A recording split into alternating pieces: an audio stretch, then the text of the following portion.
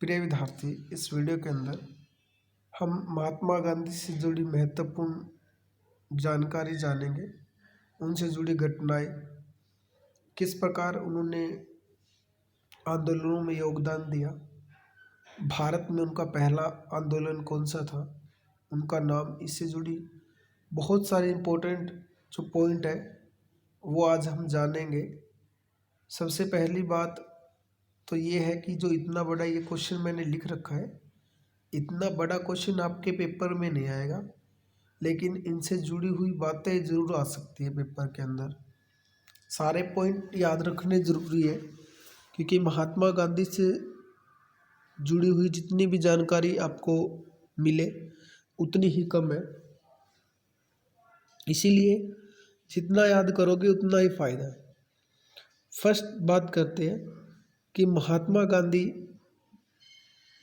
का पूरा नाम मोहनदास करमचंद गांधी था। पिता का नाम करमचंद गांधी था और उनकी माता जी का नाम था वो पुतलीबाई था।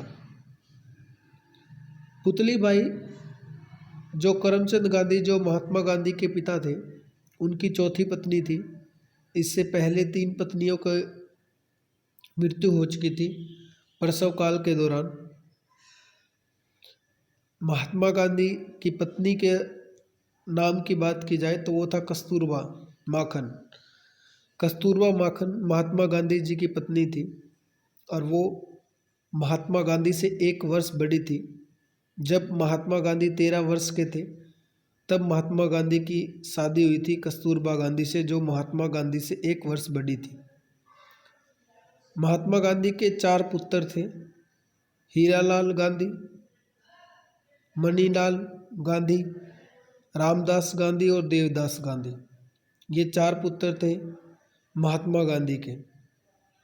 जन्म की बात करें तो महात्मा गांधी का जन्म स्थान 2 अक्टूबर 1869 पोरबंदर गुजरात में हुआ था। और मृत्यु की बात करें तो 30 जनवरी 1948 को दिल्ली में बिड़ला भवन के अंदर हुई थी। और नथुराम गोडसे थे जिन्होंने महात्मा गांधी जी को गोली मारी थी, जिनकी वजह से उनकी मृत्यु हुई थी। नथुराम गोडसे। बिड़ला मंदिर जो कि दिल्ली के अंदर स्थित है। अब शिक्षा की बात करें तो मैट्रिक्स जो थी वो 1888 में की थी। और बैरिस्टर जो था वो 1891 में इंग्लैंड से करके लौटे थे। वो 1891 में बैरिस्टर की पढ़ाई।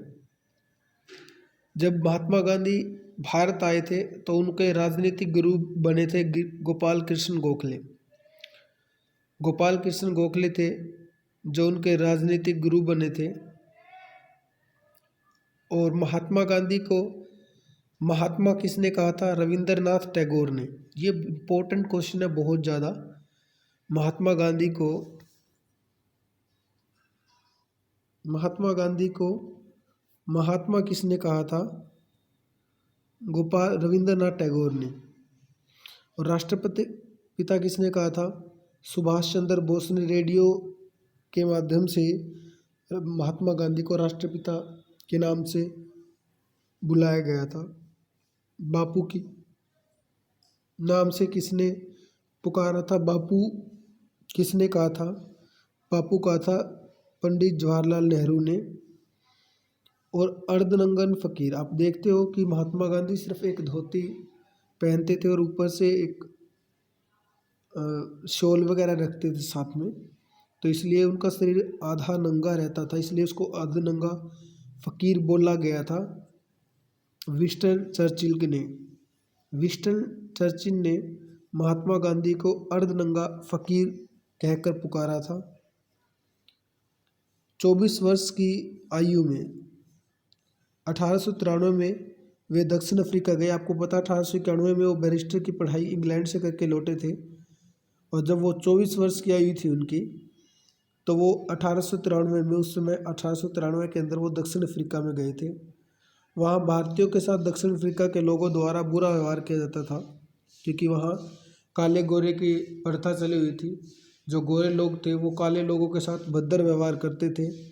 उनके साथ मारपीट करते थे, गंदे नामों से गालियाँ देकर पुकारते थे। उनके साथ हर गलत व्यवहार, किसी प्रकार का उनको अधिकार नहीं था। भारतीयों के साथ भी और जो दक्षिण अफ्रीका के काले लोग थे उनके साथ भी।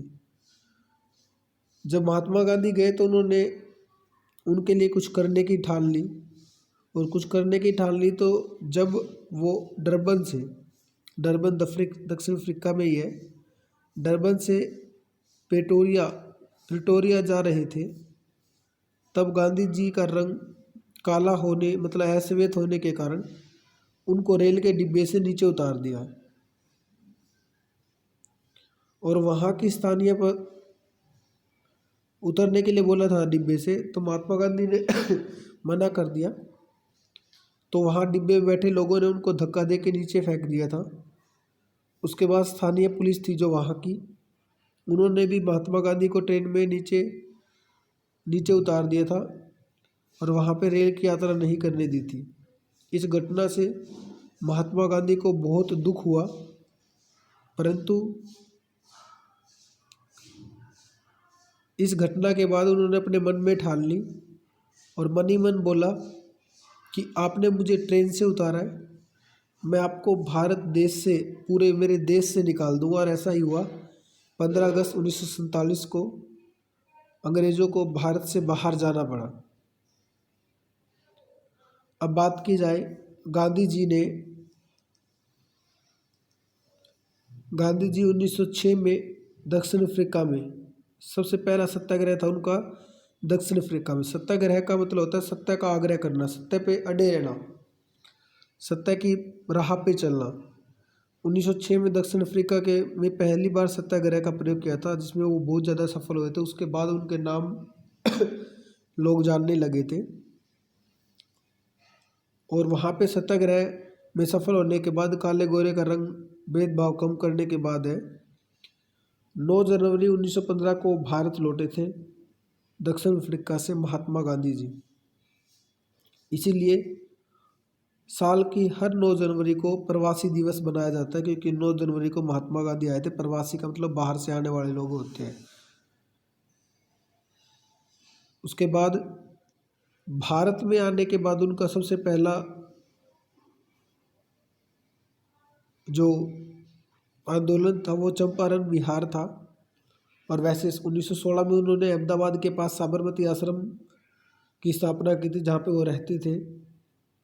1917 में बिहार के किसानों के लिए भारत में अपना पहला सत्याग्रह चलाया, और जिसमें वो सफल भी हुए। बिहार के किसानों के लिए रीज़न क्या था? बिहार के किसानों से अंग्रेज़ ज़बरदस्ती नील की कृषि करवा रहे थे, किसान करना नहीं चाह रहे थे। ये मेन कारण था। जब महात्मा गांधी के सामने उन किसानों ने अपनी समस्याएं रखी, तो महात्मा गांधी ने उनके साथ मिलकर सत्याग्रह चलाया था अपना, जिसको बोला जाता है चंपारण आंदोलन। जो महात्मा गांधी का पहला सत्याग्रह था 1918 में चलाया गया था। ये 17 नहीं आएगा यहाँ से, सॉरी 17 ही आएगा। चंपारण के बाद महात्मा गांधी का दूसरा जो आंदोलन था वो था अहमदाबाद के मिल मजदूरों के लिए। 1918 में सत्याग्रह चलाया गया था। महंगाई बढ़ने के कारण जो मजदूर थे वो 35% बोनस की मांग कर रहे थे, लेकिन मालिक जो थे उद्योगों के, वो बोनस को समाप्त करना चाह रहे थे। इस कारण से मालिकों और मजदूरों के बीच में टकराव था। जब महात्मा गांधी के सामने उन मजदूरों ने अपनी समस्याएं रखी, बोला कि प्लेग बीमारी के कारण और महंगाई बढ़ने के कारण हमारे घर का जीवन यापन नहीं हो पा रहा है, जितनी सैलरी हमें मिल रही है, हम मालिकों से 35% बोनस की मांग की बात करें, लेकिन वो नहीं बढ़ा रहे हैं। इस कारण से महात्मा गांधी ने उनके साथ मिलकर आंदोलन किया था, जो अहमदाबाद का मिल मजदूर आंदोलन कहलाया, जिसमें महात्मा गांधी सफल हुए। अहमदाबाद के बाद 1918 में गुजरात जिले के खेड़ा जिले के लिए भी उन्होंने आंदोलन किया था, वहाँ के किसानों के लिए। यह आंदोलन अकाल के कारण और बाढ़ के कारण खराब हुई फसलों के कारण जो फसलें नष्ट हो चुकी थी और जो वहाँ के किसान थे वो कर देने की स्थिति में नहीं थे और वो चाहते थे कि अंग्रेज़ सरकार किसानों के लगान को जो कर था उसको माफ़ कर दे, बट ऐसा नहीं किया गया। उनकी बातें सुनने को तैयार नहीं थी। इसी कारण से महात्मा गांधी ने उन किसानों के साथ भी मिलकर आंदोलन किया था और उसमें भी सफल रहे थे। फिर आपको पता सबसे इम्पोर्टेंट आंदोलन थे उनके असहयोग आंदोलन, जो 1 अगस्त 1920 को शुरू किया गया था।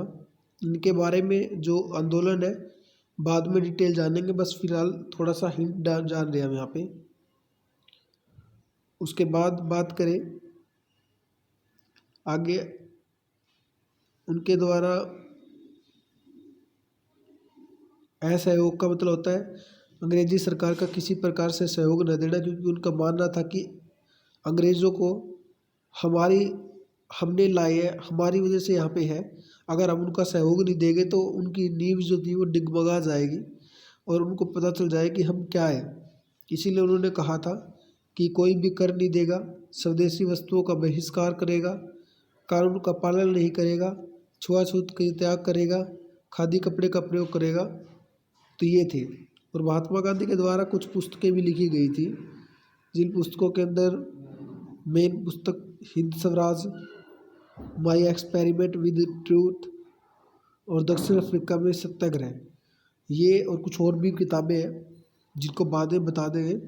फिलहाल ये था महात्मा गांधी का जीवन परिचय जो उनसे जुड़ा हुआ था, जो बहुत ज़्यादा इम्पोर्टेंट है। सारे पॉइंट मैंने आपको बता दिए, प्लीज़ आप इनको याद ज़रूर करें। पेपर में इनमें से कुछ पॉइंट पूछे जाएंगे आपके 10th क्लास में, बट लेकिन ये पॉइंट इतने इम्पोर्टेंट पॉइंट है जिनका कोई जितना बोलूँ उतना कम रहेगा। जितना है बात ये कुल मिला के कि आप इन पॉइंटों को याद करें, बहुत इम्पोर्टेंट है, आपके काम आएंगे आगे तक।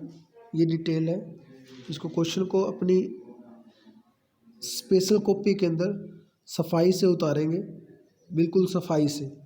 जय हिंद, जय भारत।